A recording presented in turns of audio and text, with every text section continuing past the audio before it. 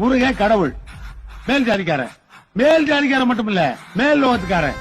பள்ளி குரத்தி தாழ்ந்த ஜாதிக்காரி.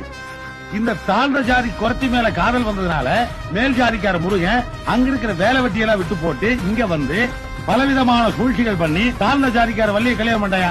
ஆக மேல் ஜாதி முருகனுக்கும் கீழ் ஜாதி வள்ளிக்கு நடந்த கல்யாணம் தானே உங்க வள்ளி திருமணம். அதைத்தான் நான் நடத்தினேன். அட என்னையோ கடவுள் கலப்பு திருமணம் பண்ணிட்டா மட்டும் கையெடுத்து கும்பிடுறீங்க. ஆனா நடந்த கல்யாணத்தையே வருஷம் வேலை வெட்டியெல்லாம் விட்டு போட்டு விக்கிரம் வச்சு விழா எடுக்கிறீங்க. ஆனா அதே கலப்பு திருமணத்தை நம்மள ஒருத்தன் ஏழை தாழ்ந்த சாதிக்கிற பண்ற மட்டும் வாயில வயிற்றுல அடிச்சுக்கிறோம், அவன் கையை கால வெட்டுறோம்.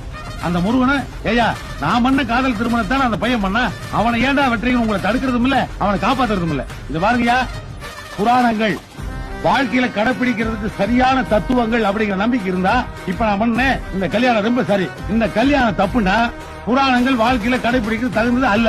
இது எடுத்து வைக்கணும். இப்ப எது சரி யோசிங்கயா, யோசிக்க மாட்டான். நாம யோசிக்க மாட்டோம். ஏன்னா நம்ம மண்டையில இருக்கிற மூளையை விட நம்ம மனசுல இருக்கிற ஜாதி வெறி தானே நம்மள ஆட்டி வைக்குது. அந்த வெறிக்கு முன்னாடி நம்ம ஐம்புலங்களும் பொட்டி பாம்பா கையை கட்டி நிக்குதே. சாதி வெறி ஒருத்தர் பற்றி சாகுறீங்களே.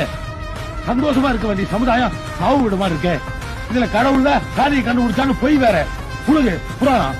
ஏயா 4 வகை சாதிய கடவுள் படைச்சிருந்தானா 4 கலர்ல ரத்தத்தை படைச்சிருக்க மாட்டானா? படிக்கலையே.